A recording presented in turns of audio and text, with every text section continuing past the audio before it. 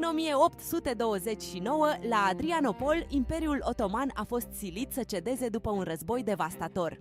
Pentru principatele române, tratatul a deschis o fereastră neașteptată spre comerț și autonomie economică.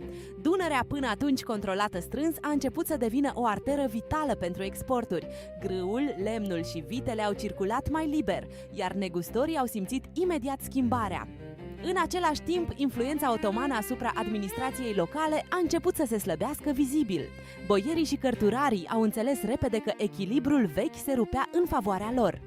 Tratatul a confirmat și autonomia Serbiei, iar Rusia a câștigat o poziție mai puternică.